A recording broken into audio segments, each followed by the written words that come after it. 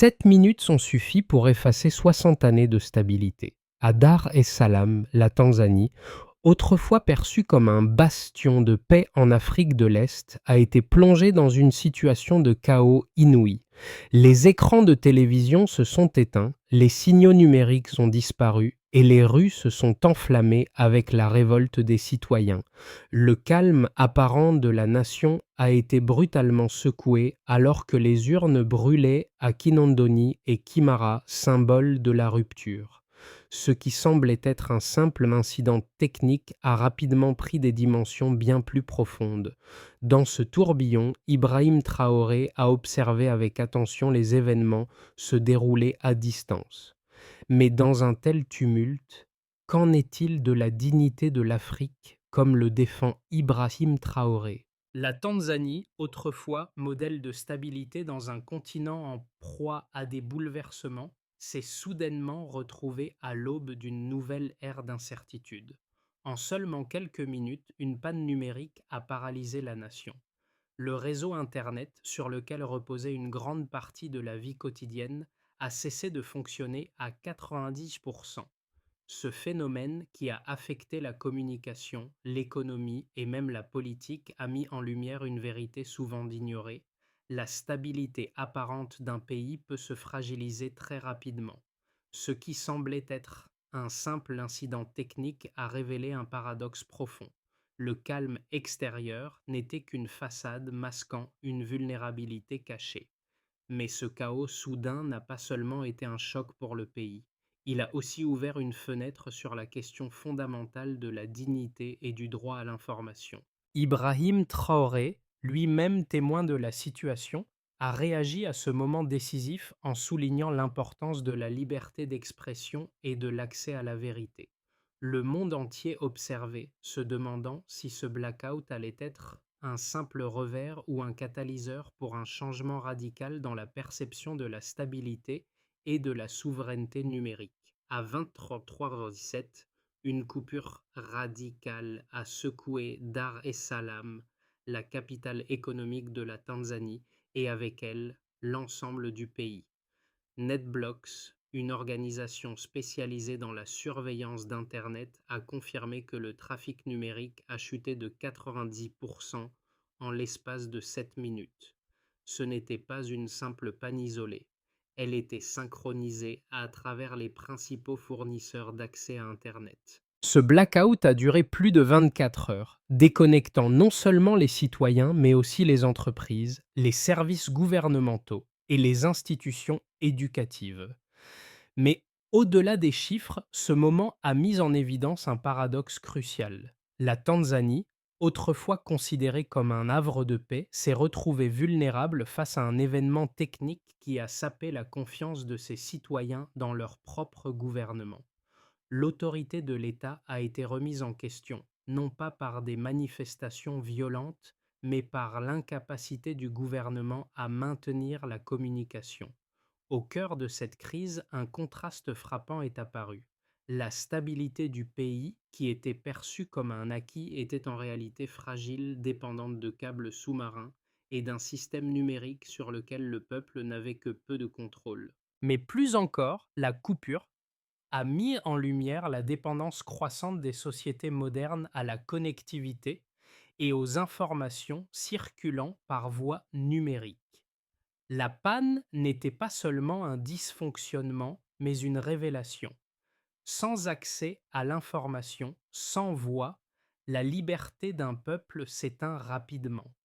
En observant ces événements, Ibrahim Traoré, bien qu'éloigné à Ouagadougou, a vu quelque chose de bien plus grand que le simple blackout d'un pays africain. Un miroir, un avertissement pour toute la région. Les images de la jeunesse tanzanienne s'improvisant des réseaux alternatifs, de la solidarité qui naissait dans les rues, ont renforcé une conviction fondamentale en lui. La dignité d'un peuple ne réside pas dans son calme apparent, mais dans sa capacité à résister et à revendiquer sa voix, peu importe les obstacles. Aïcha, une étudiante de 22 ans à l'université de Dar es Salaam, n'était pas militante, mais ce soir-là, elle est devenue l'un des visages de la résistance. Tandis que le réseau Internet s'effondrait, elle a tenté d'envoyer un dernier message avant que le signal ne disparaisse définitivement. S'ils font taire le net, nous parlerons dans la rue, écrivait-elle. Ces mots sont devenus un symbole, résonnant à travers les rues de la ville comme un appel à l'action. En quelques heures, ce message a traversé les frontières, véhiculé par des centaines de jeunes qui ont commencé à manifester dans les rues. Les taxis klaxonnés, des groupes improvisés, des chants et des percussions, et la ville a retrouvé une forme de rébellion sans fil. Ce geste simple d'une étudiante en droit a déclenché une onde de solidarité. Aïcha n'était pas une leader politique. Elle était une jeune femme qui croyait que la vérité pouvait s'imposer par les mots, non par la violence. Mais ce qu'elle n'avait pas anticipé, c'était que son acte allait enflammer l'esprit de toute une génération. En peu de temps, ces mots sont devenus un cri de ralliement. La flamme du campus, comme elle a été surnommée, est devenue un symbole de résistance pacifique face à un régime qui essayait de maintenir son contrôle par la censure numérique. À travers son geste, elle a montré à la Tanzanie entière que la voix des jeunes pouvait traverser les frontières de la censure et de l'oppression. Ibrahim Traoré, de son côté, a vu dans cette action le reflet d'une Afrique qui refuse de se taire face aux injustices. Il a compris que cette jeunesse, même déconnectée, n'avait pas perdu sa capacité à se faire entendre. Les événements se sont enchaînés à une vitesse fulgurante après la panne. Les premières heures ont été marquées par un chaos apparent. À Dar et Salam, la situation était déjà tendue, alors que les rues se remplissaient de citoyens qui cherchaient à comprendre l'ampleur de ce qui se passait. Alors que les autorités invoquaient un simple problème technique, le trafic numérique ne cessait de s'effondrer. La nuit a plongé la ville dans l'obscurité et l'incertitude est devenue palpable. Le lendemain matin, les citoyens se sont retrouvés coupés du reste du monde sans moyen de communication fiable.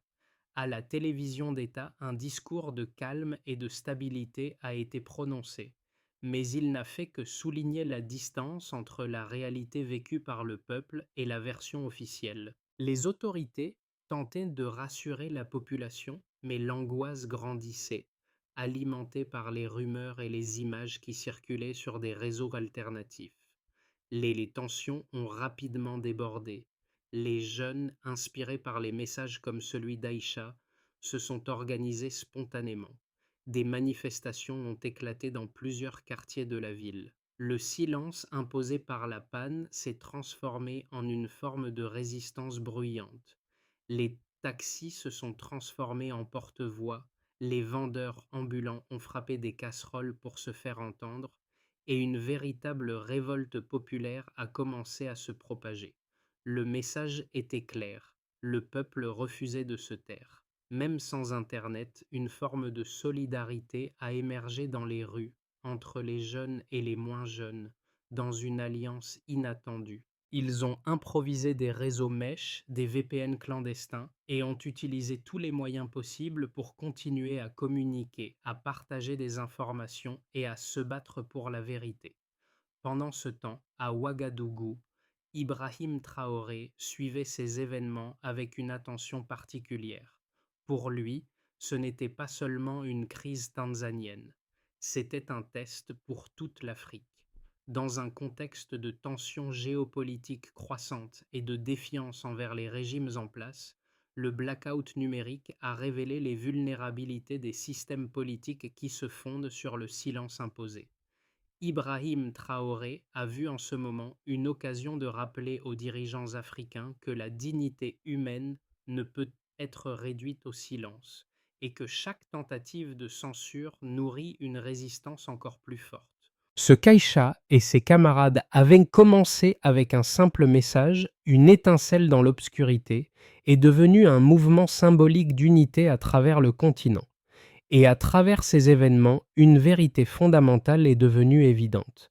La lutte pour la liberté d'expression en Afrique n'est pas une question de technologie, mais de volonté politique. La Tanzanie, autrefois perçue comme un modèle de stabilité, a vu ses fondements ébranlés. Mais ce n'était pas une fin, mais un début de prise de conscience collective sur la véritable nature de la liberté et du pouvoir dans une société numérique. Le blackout, qui semblait être une tentative de contrôle, a finalement permis de libérer les voix qui étaient jusque-là étouffées. Les jeunes ont trouvé des moyens pour se faire entendre. Leurs actions ont démontré que le pouvoir de la vérité ne réside pas dans les câbles sous-marins, mais dans les gens qui se battent pour la liberté.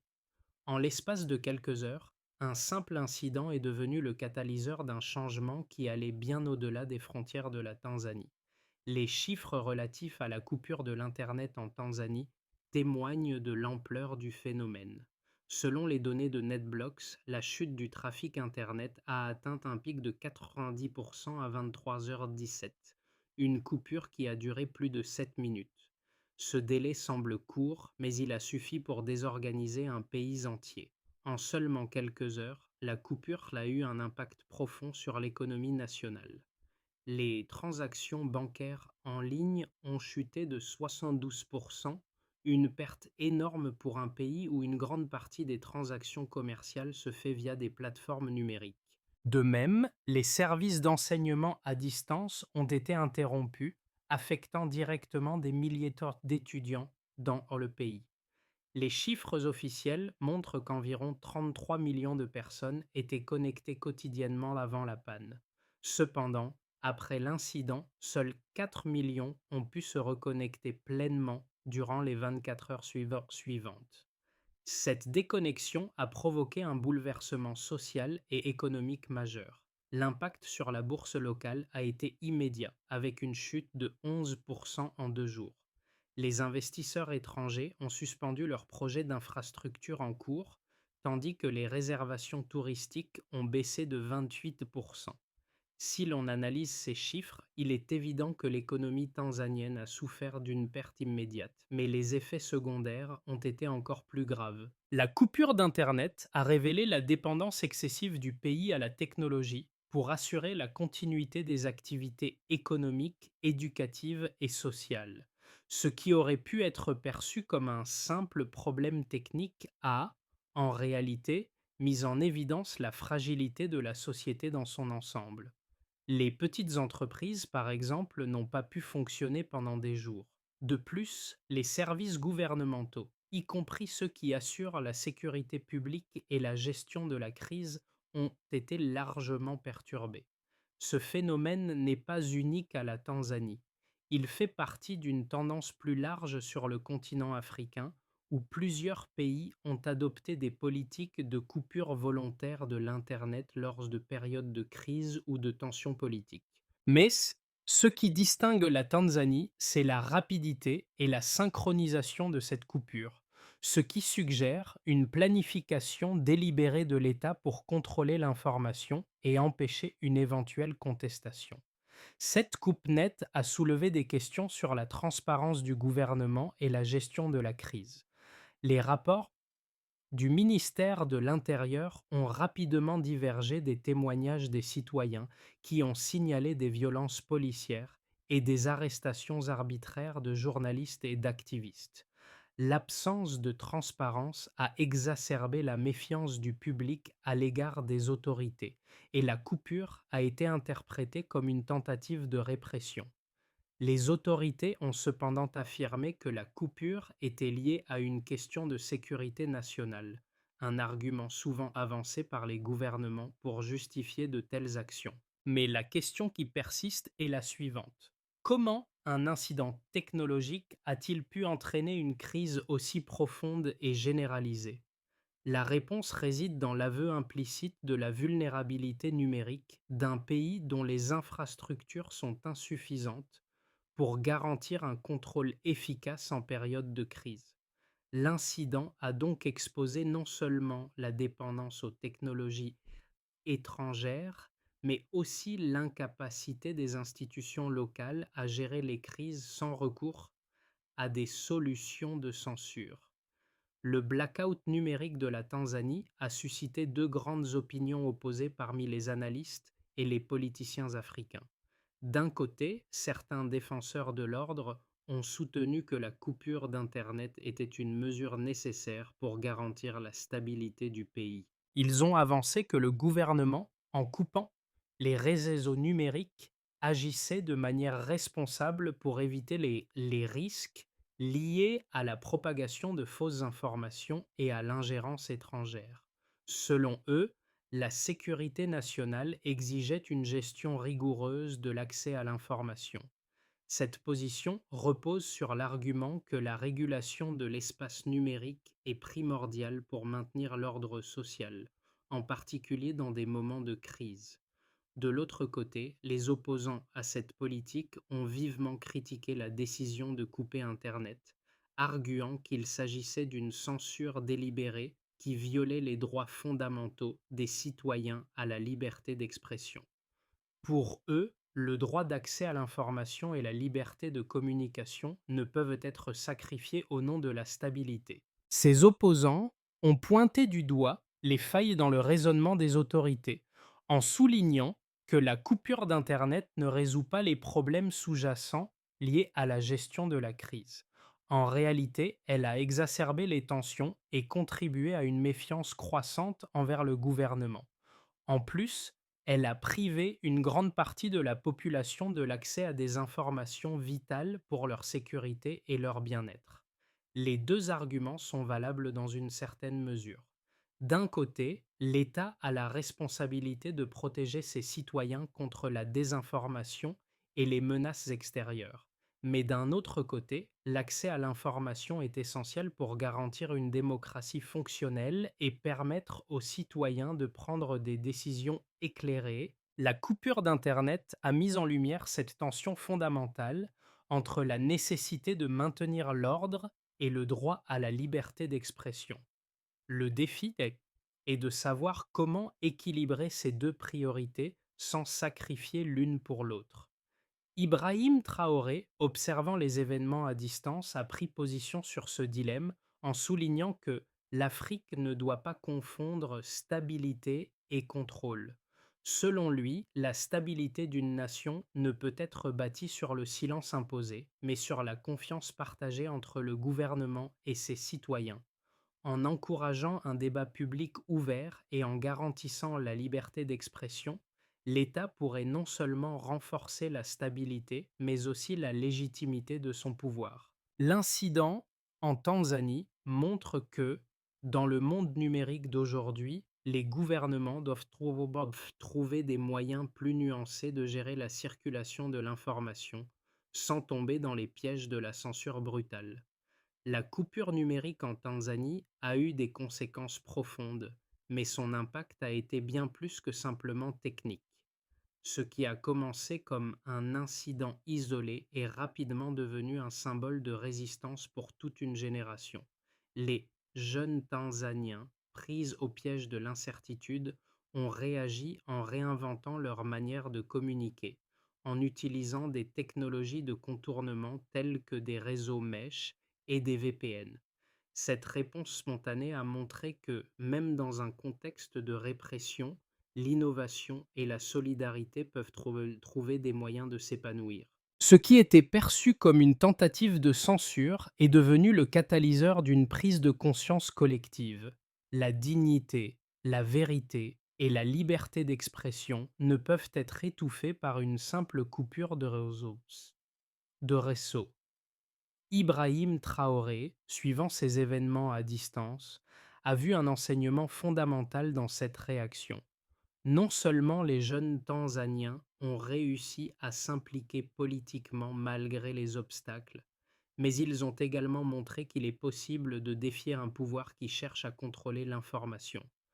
Ce réveil numérique marque un tournant dans la manière dont l'Afrique aborde la gouvernance numérique. L'incident en Tanzanie n'était pas une défaite, mais une victoire morale pour ceux qui croient que la liberté d'expression est un droit inaliénable. Les répercussions de la coupure d'Internet en Tanzanie ne se sont pas limitées à la sphère numérique.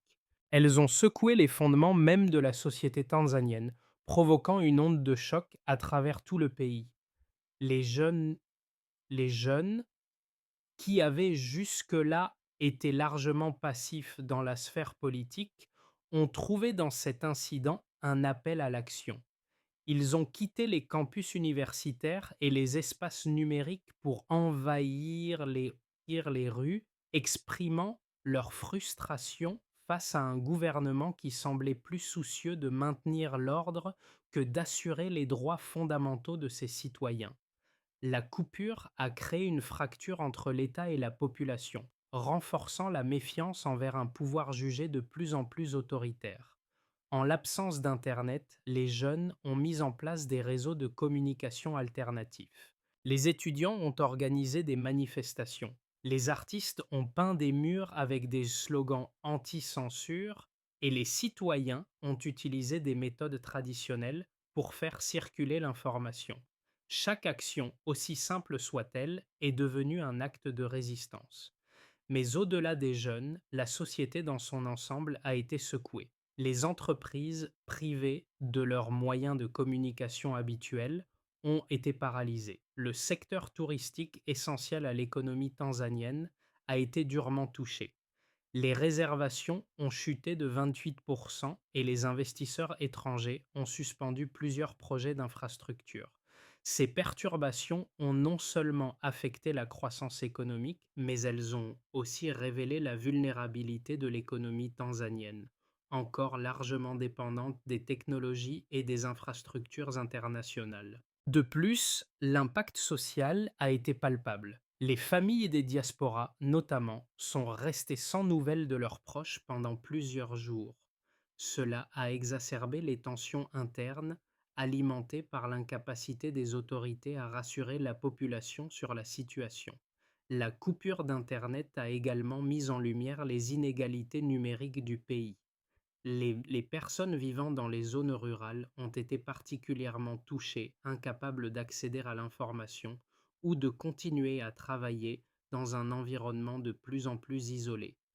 L'impact sur la gouvernance a été tout aussi significatif. L'incident a montré la faiblesse d'un gouvernement qui semblait incapable de gérer une crise sans recourir à des méthodes brutales de contrôle.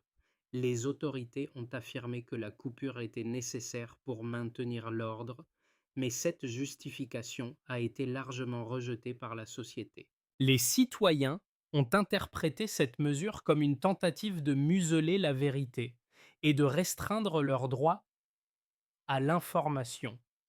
Les journalistes, dont certains avaient tenté de couvrir les manifestations, ont été arrêtés et les rédactions ont été contraintes de fermer. Cela a renforcé l'idée que l'État ne tolérait pas la dissidence et qu'il cherchait activement à contrôler le discours public. L'incident en Tanzanie a ainsi mis en évidence les limites du pouvoir autoritaire face à une population qui, bien que déconnectée, est restée déterminée à faire entendre sa voix.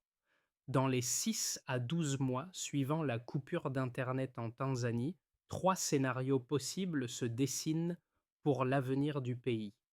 Dans une perspective optimiste, envisage un retour à la normalité. Après la crise, le gouvernement pourrait choisir d'engager un dialogue avec la société civile, en particulier avec les jeunes qui ont joué un rôle clé dans les manifestations. Ce dialogue pourrait aboutir à une plus grande transparence et à des réformes visant à garantir l'accès à l'information et à réduire la dépendance aux technologies étrangères.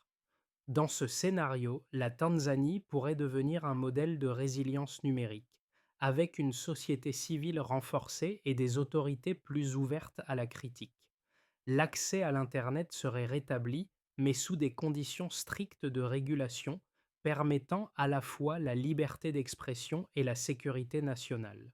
Dans une perspective moins favorable, voit le pays s'enfoncer dans une période d'instabilité persistante. Le gouvernement pourrait réagir à la crise par une répression accrue, cherchant à maintenir son pouvoir par la censure et la surveillance. Dans ce cas, les libertés individuelles seraient de plus en plus restreintes, avec des lois sur la cybersécurité plus sévères et un contrôle renforcé sur les médias et les réseaux sociaux. Ce scénario entraînerait une émigration accrue des jeunes et des professionnels qualifiés, à la recherche de pays où leurs libertés et leurs droits sont mieux protégés.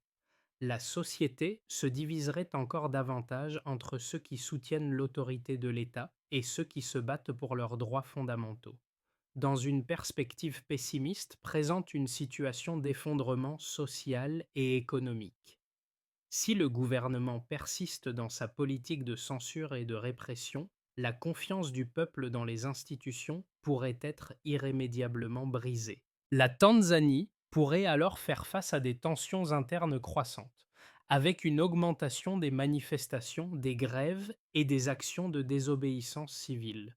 L'économie, déjà fragilisée par la coupure d'Internet, pourrait sombrer dans une crise prolongée, alimentée par l'instabilité politique et l'isolement international. Dans ce scénario, la Tanzanie se retrouverait isolée dans un monde de plus en plus connecté, avec des conséquences économiques et sociales dramatiques pour ses citoyens. Dans tous ces scénarios, une constante demeure: l'importance de la gestion de l'information et de la liberté d'expression pour l'avenir de la Tanzanie. La coupure d'Internet a montré à quel point ces éléments sont cruciaux pour la stabilité d'un pays. Le choix de l'État dans les mois à venir déterminera non seulement la direction du pays, mais aussi son rôle dans le contexte africain et mondial. L'avenir de la Tanzanie dépendra de sa capacité à trouver un équilibre entre la sécurité et la liberté, à rétablir la confiance entre les gouvernants et les gouvernés, et à garantir que la dignité humaine ne soit pas sacrifiée sur l'autel du contrôle politique. Ce qui s'est passé en Tanzanie ne concerne pas seulement les Tanzaniens. Ce n'est pas un événement isolé, mais un avertissement pour tous les pays africains et au-delà. À travers la coupure d'Internet et les manifestations qui ont suivi, un message a été envoyé au monde entier. Le silence imposé par les régimes autoritaires n'est plus une garantie de stabilité. La jeunesse, partout en Afrique, commence à comprendre que sa voix est une arme puissante et qu'elle peut s'en servir pour exiger la vérité et la liberté. Le blackout numérique de Dar es Salaam a transformé un simple incident en un symbole de la lutte pour la dignité humaine.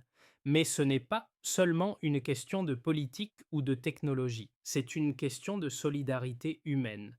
L'acte d'Aïcha, cette étudiante en droit qui a écrit un message simple, a résonné à travers les générations. Elle a montré que la voix de la jeunesse peut briser les murs du silence et que même sans outils numériques, l'humanité trouve toujours un moyen de se faire entendre. Les actions des jeunes Tanzaniens, improvisant des réseaux et utilisant des moyens de communication alternatifs, montrent qu'il existe toujours une forme de résistance, même dans les moments les plus sombres. Ils ont prouvé que les citoyens, lorsqu'ils sont unis, peuvent surmonter n'importe quelle répression. Pour les jeunes Africains, cela signifie qu'ils ne sont plus les spectateurs passifs de leur avenir, ils sont les acteurs de leur destin. La Tanzanie a montré la voie, la lutte pour la liberté d'expression, pour la transparence et pour la dignité humaine est loin d'être terminée. Elle se poursuit chaque jour, dans chaque acte de résistance, aussi petit soit-il. Le message est clair: la liberté n'est pas un luxe, c'est un droit fondamental et elle ne se négocie pas. Face aux défis posés par la coupure d'Internet en Tanzanie, une série de mesures devrait être mises en place pour garantir la transparence et la protection des droits numériques dans le pays. Tout d'abord, il est essentiel d'auditer les protocoles de régulation de l'Internet afin d'assurer que toute future coupure soit justifiée et proportionnée. Une surveillance indépendante des réseaux numériques pourrait être instaurée pour vérifier la transparence des décisions gouvernementales concernant l'accès à l'information. La création de mécanismes clairs pour la gestion des crises numériques est primordiale afin d'éviter que de telles pannes ne se produisent à l'avenir, ou du moins qu'elles ne soient utilisées à des fins politiques. Ensuite, il est crucial d'éduquer la population sur la souveraineté numérique. Des programmes de sensibilisation devraient être lancés pour aider les citoyens à comprendre les enjeux des politiques numériques et à défendre leur droit à l'information. Les écoles et les universités pourraient jouer un rôle clé en formant la prochaine génération à l'importance de la liberté d'expression et à l'utilisation responsable des technologies.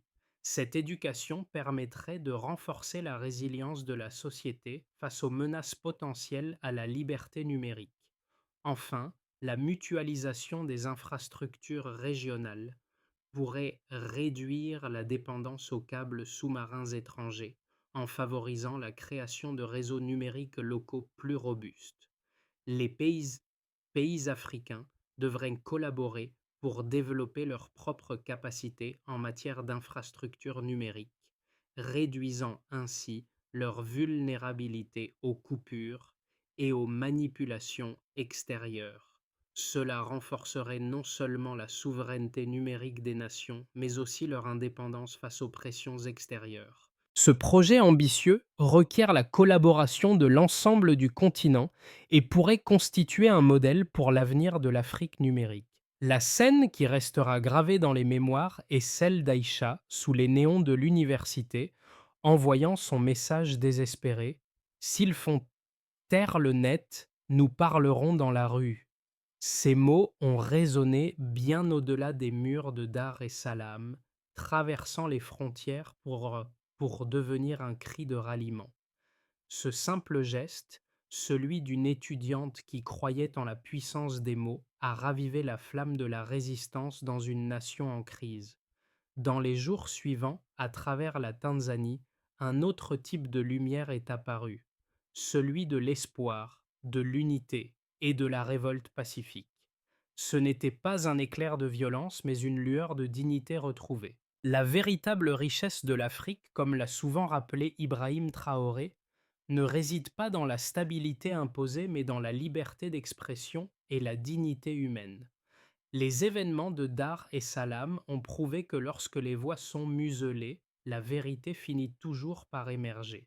L'Afrique, plus que jamais, doit apprendre à écouter cette vérité et à défendre les droits de ses citoyens, quel qu'en soit le coût. La flamme allumée par Aïcha et ses camarades continue de briller même dans l'obscurité. Alors que l'Afrique se trouve à un tournant décisif dans son évolution numérique, la question demeure: comment les citoyens et les gouvernements réagiront-ils face à de futures crises? La Tanzanie a offert un exemple poignant de la manière dont un peuple peut se lever face à l'oppression, même dans un monde de plus en plus connecté. Mais cette lutte pour la liberté ne se termine pas ici. Il est temps pour chaque citoyen, chaque leader, de repenser le rôle de l'information dans la société et de défendre sans relâche le droit à la vérité. Le silence ne peut plus être la norme. L'histoire nous enseigne que la voix du peuple est plus forte que toute tentative de suppression. Et vous, en tant que citoyen engagé, avez un rôle à jouer dans cette transformation. Que ferez-vous face au prochain blackout? Rappelons-nous que chaque mot, chaque action, chaque geste compte. Pour un avenir où l'information est libre et la dignité humaine préservée, l'Afrique doit continuer à parler, à résister et à faire entendre sa voix.